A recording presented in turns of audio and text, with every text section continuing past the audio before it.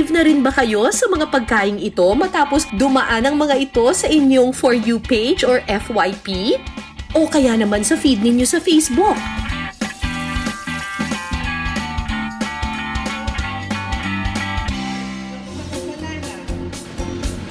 Ngayong gabi sa Pinasarap, dadayuhin natin ang Maynila kung saan viral online ang ilang pagkaing binibenta sa kalye.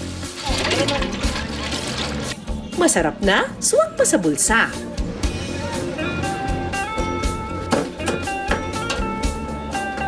Oo, asosyal naman ang yung pares ninyo.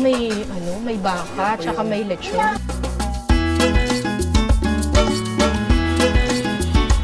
Mga pagkaing pinipilahan at nag-viral pa online. Magic Biryani, masarap! Money back guarantee, 160. Pero syempre, sasamahan pa rin natin yan ng extra challenge. Kakasya kaya ang 500 pesos para sa maghapong food crawl? Ito po, dalawa na po yun? Wow! Ang gusto ko sa kanya, very, very crunchy yung vegetables. Mula agahan hanggang hapunan, laban tayo sa kainan.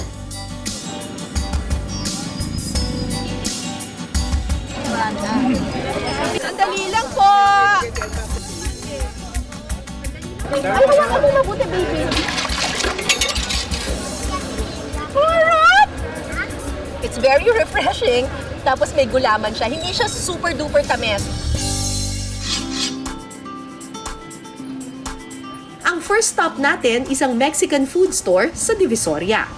Meron ako ditong 500 pesos. Ang challenge natin sa araw na ito, mag-almusal, tanghalian, merienda, at hapunan sa halagang 500 pesos lamang dito sa Maynila. Kakayanin kaya natin? Andito ako ngayon sa Divisoria. Ang una nating meal ay Mexican birria. 120 pesos lang daw ito. 119 pesos to be exact. Buy one, take one pa. Tara!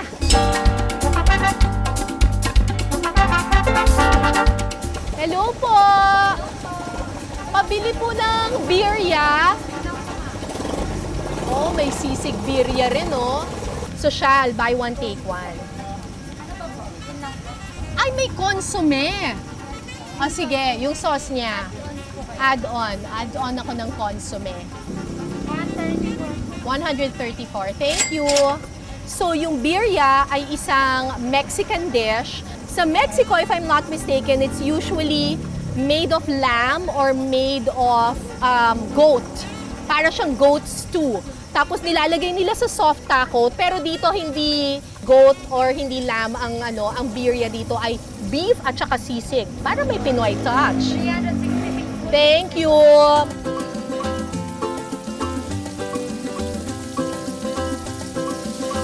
Naiintriga ba kayo kung paano ginagawa yung birria? Eto, meron tayong exclusive tour inside the birria house.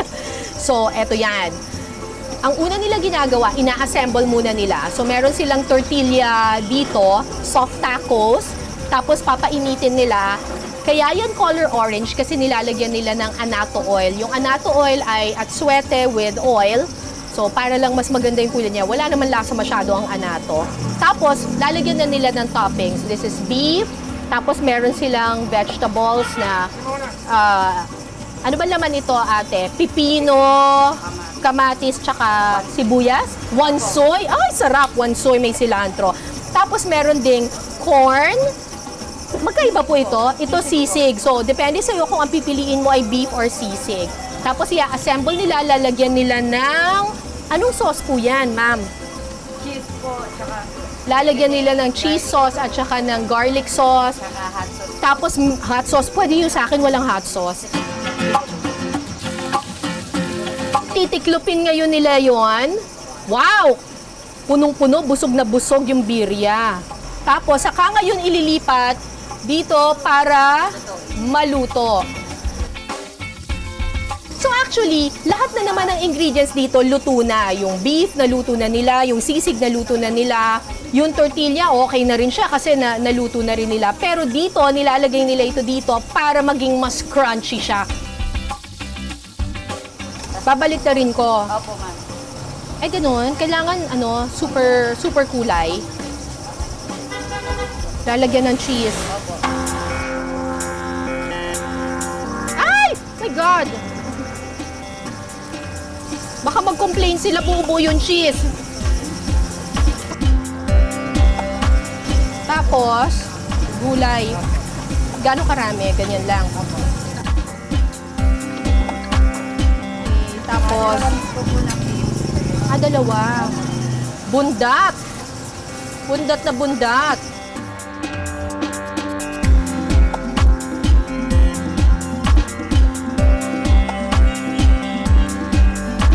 Ayun.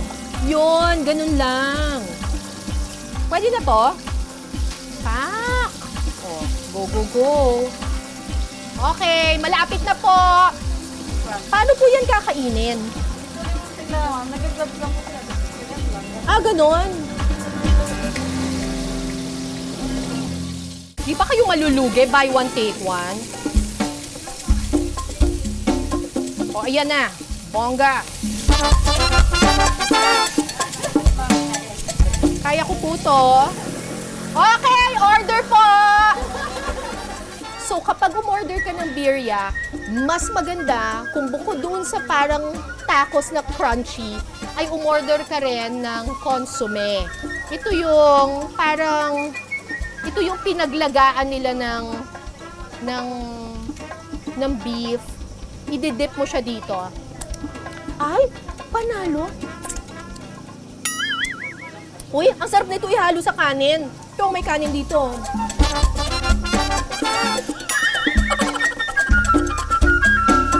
Promise, ang sarap nila sa kanin. Medyo ano siya, lasang-lasa mo yung beef, tapos medyo may anghang siya ng konti. December 2022 lang nang magsimula ang kainang ito sa Divisoria. Ang soft opening lang sana naging full-blown operation na dahil dinagsa ito ng mga tao at food vloggers. Katunayan, umabot ng 1.6 million views ang isang food vlog dito. Magkakaibigan kami, tapos before ang negosyo namin shawarma. Dito lang din sa Tondo, maliit lang. Kaso lang, nag-pandemic, sarado din. No? Tapos one time na-encounter namin yung birria. So, masarap din talaga. Maya-maya pa, ready na ang aking birria. Thank you! Uy, may consomme to ah. Bonggang-bongga. Thank you!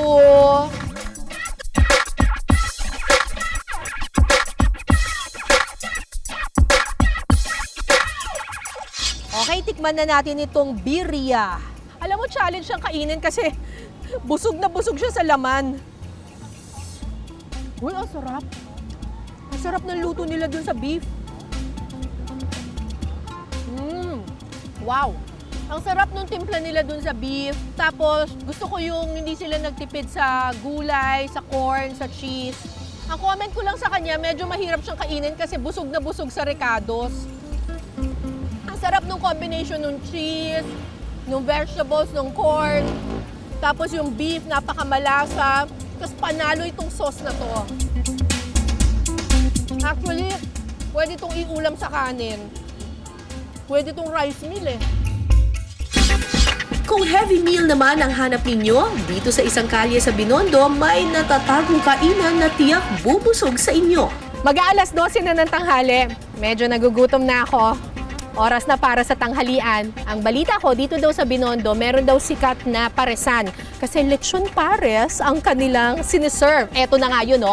Lechon pares nilakay. Sa totoo lang, itong area nilakay ay isang paradahan lang ng mga sasakyan. Pero tuwing tanghalian, eto, tingnan ninyo, blockbuster. Ayan, no? Mukhang may pila. Nag-viral din ang kainang ito kaya lalo pang dinumog ng mga tao. Kaya kung ayaw niyong abutan ng mahabang pila, huwag nang sumabay sa tanghalian at hapunan. Patok na patok daw ang pares ni Lakay dahil sa toppings na lechon at sa ipinagmamalaki niyang malasang sabaw nito.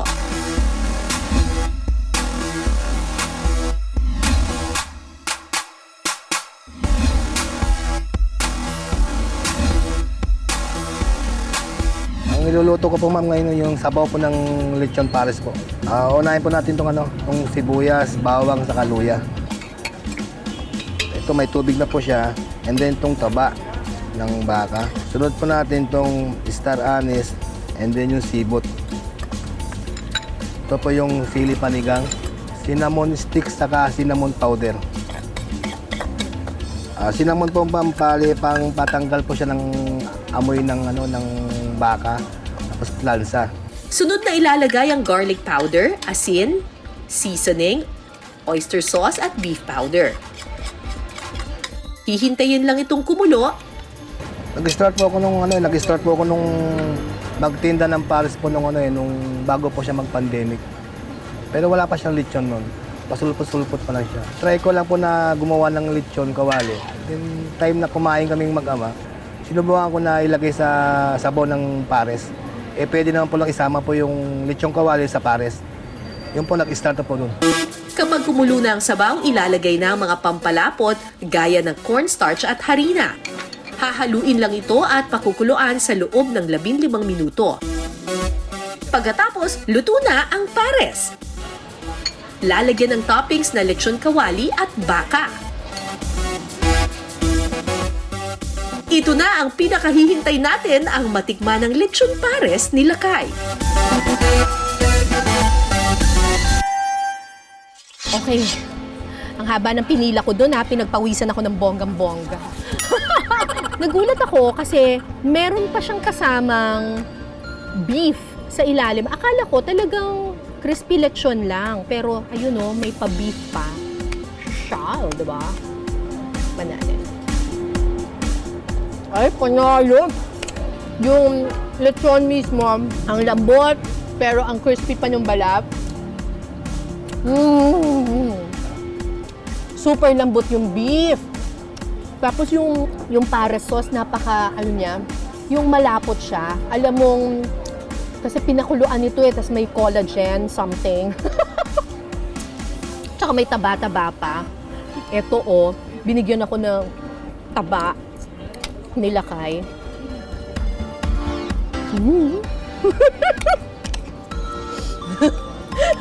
Nakakakilig! Yung taba. Promise. For 110 pesos, sulit na sulit ito Ang sarap ng flavor, sarap ng pagkakaluto. Okay na okay yung texture na ang lambot-lambot nung beef, tapos yung pork naman, crispy siya. Malasa. Sulit. Magic biryani, masarap. Money back guarantee. Dito naman sa Carriedo Street sa Quiapo, hinahanap-hanap ang sikat na chicken biryani ng Indian national na si AJ. Hindi pa man nakapag-aayos ng paninda si AJ, nakaabang na ang kanyang mga suki. Ano nga ba ang sikreto sa kanyang chicken biryani?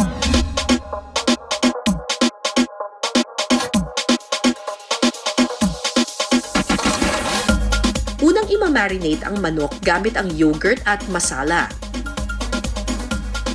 Ang masala ay isang uri ng Indian spice na karaniwang ginagamit sa mga pagkain sa India. Lalagyan din ito ng mantika at imamarinate sa loob ng 1 oras. Pagkatapos, igigisa na ang pinagsamang bawang, sibuyas at luya. Sunod na ilalagay ang masala, tomato paste at manok. Iluluto ito sa loob ng 30 minuto. 6 na taon pa lang sa Pilipinas si AJ. Dati raw siyang cook sa mga hotel sa India, kaya nang mapunta siya sa Pilipinas at makapagtrabaho bilang sales representative, nag-isip siya ng sideline. Here Philippines people sobra like the meat, like a baboy, like a chicken. So my mind is asking my mind, what is the good food for here Philippines? This is good business for me. So now Marami people demand the chicken biryani, so I cook the every Saturday, Sunday, 100 plus. This gravy is very important of the chicken biryani. So I put the gravy first. After gravy, I put the rice, plain rice. Samantala, sunod ng isi-steam ang kanin at ang nalutong manok. Pagkatapos i-steam, dadagdagan ng kulay at pampalasa ang kanin.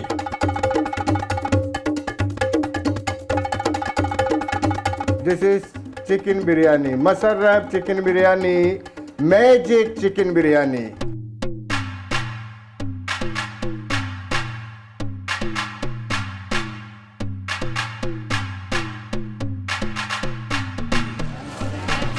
₱160 kada order ang benta ni AJ sa kanyang biryani. Dagsa ang mga tao kaya naman wala pang 30 minuto, ubus na ang 100 tubs ng biryani. This is last. Ubas na po. No more chicken biryani, magic chicken biryani. Ano po, nuot po yung ano niya, yung lasa na, nuot po hanggang loob po talaga. Malambot naman po siya. Tapos yung rice po, sakto lang po yung ano niya. Chicken biryani, masarap.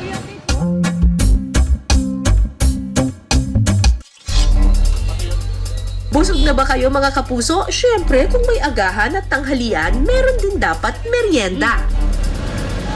At ang susunod nating titikman, nandito sa Tayuman. Meron daw sikat dito na nagbebenta ng lumpiang ubod. Makapag-merienda nga. Eto. Uy! 2 pieces, 50 pesos. Sakto sa budget. Ay, kuya! Hello po. So, yung Sariwa lumpiang po. ubod ninyo, ubod, tsaka may Carrot, carrot, singkamas. kamote, opo. May ubod talaga yan, Opo, ha? ubod na nyo. Eh, ano po to? Yan po ay mani.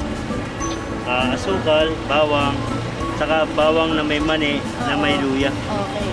Mangang po yan. Gusto nyo po yan? Ayoko po ng maanghang. Mangang. Pero gusto ko yung may sauce. Oh, May sauce ba yan? Opo, masarap po yung may sauce natin. So ito, healthy na merienda. 5 taon nang nagtitinda ng lumpiang ubod si Edward.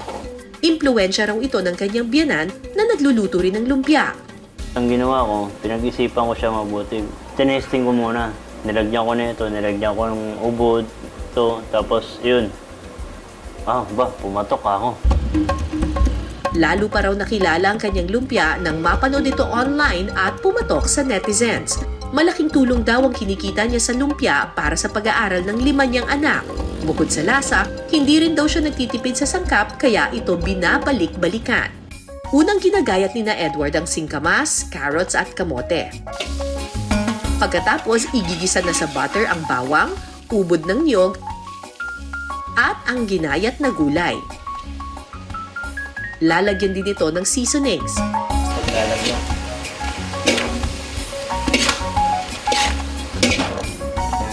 Maya-maya pa, ready na para i-assemble ang lumpiang ubod. Ito yung sarsa ko. Ito yung nagpapasarap.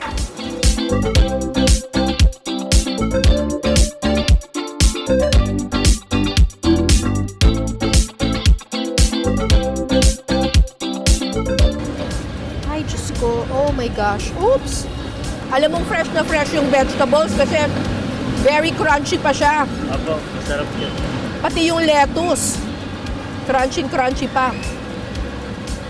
Medyo maanghang lang yung bawang. Opo. Bawang po siya, maangang po. Ang gusto ko sa kanya, very, very crunchy yung vegetables. Tapos lasang-lasa mo yung mani kasi totoong mani siya talaga yung ginamit. Sakto lang yung tamis ng sauce. Kuya, magkano isa? 50 lang siya, 50. Next, 50 isa. Sulit na sulit for 50 pesos, 2 lumpia na kaagad.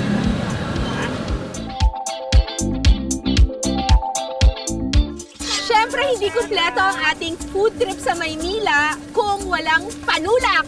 Sa lahat ng mga kinain natin, nauuhaw na talaga ako. Pero, eto nga ang problema. Hindi ako nagkakape, hindi ako nagsusoft drinks, hindi rin ako nagjujuice. Tubig lang talaga ang trip ko sa buhay. Kaya, dito sa Divisoria, meron daw sikat na tubigan. Magic water ni Nanay Bebe. Eto, 10 piso lang daw to eh. Hi, Nay! Ito yung tinatawag nilang magic water. Kasi sa unang tingin, mukha siyang tubig lang talaga. Pero may gulaman flavor daw talaga ito.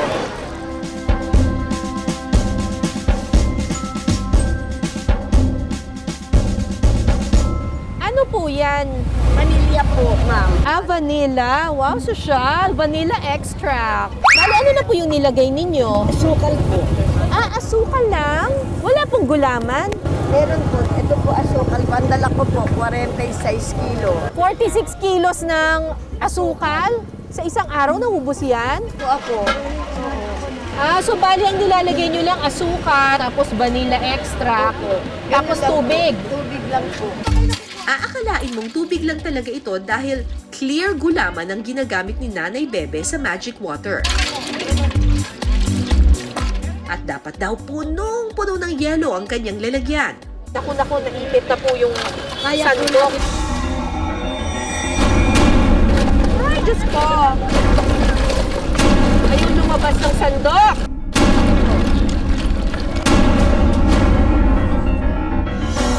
Ayan na. Oh, diba? Magic. At eto na ang gulaman. Sandok po kayo. Gano'ng karami po? Yan po, sige po. Yan. Isang sandok lang ng gulaman. Opo. O, game na! Bumili na po kayo! Sandali po. Ah, magkano bibilin mo? O, sino pa? Magkano? Mamaya po.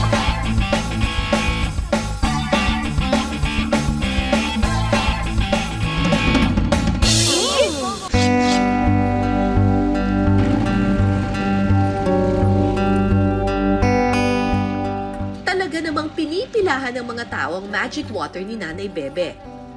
Dekada 80 pa nang simulan ni Nanay Bebe ang pagtitinda ng magic water sa Divisoria. Sa pamamagitan daw nito na ipagtapos niya ng pag-aaral ang kanyang mga anak. Eh, ano nga ba ang magic sa kanyang tubig?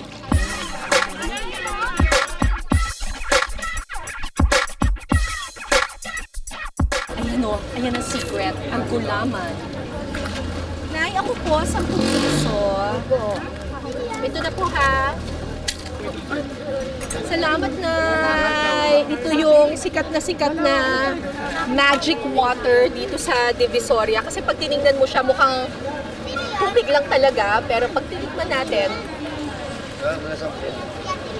harap! It's very refreshing. Tapos may gulaman siya. Hindi siya super duper tamis. Tapos ang swerte ko kasi ang daming nakuhang gulaman. Kasi pumapaw siya sa yelo, kaya talagang lamig. Isang ganito ay 10 pesos. Kasi alam ko meron siyang maliit na cup para 5 pesos lang. Sarap! Hindi pa natatapos ang ating food trip dito sa Maynila. Sa Soler Street sa Divisoria, may mahabang pila. Lahat nakaabang para matikman ang itinitindang hotdog on a bun ni August.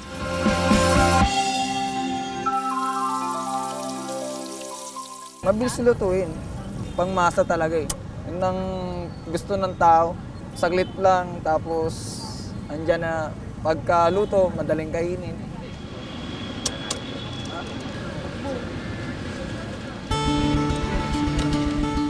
Dating PDL o Person Deprived of Liberty si August. 5 taon siyang nakulong sa Muntinlupa at nang makalaya, naisipan niyang maghanap ng pagkakakitaan. Simula yung lumaya ako ng munti, yun. Siyempre, hindi naman habang buhay, gagawa ka ng kalokohan, di ba? Kaya yung napag-ipunan ko sa loob na pera, pinag-business ko rito sa labas. Nitong nakaraang taon lang nagsimulang magtinda si August. At ang kanyang paninda, pumatok sa masa lalo pa nang mag-viral ito online. Apat na ito. Nagkakahalaga ng 35 hanggang 90 pesos ang mga hotdog na pinalamanan din ng mga gulay at sangkaterbang keso.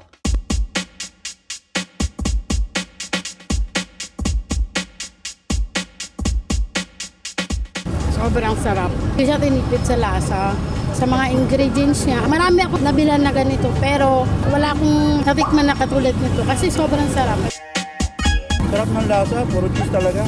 Gulay, especially yung cheese, kasi masyadong generous sa cheese, kaya talagang masarap talaga.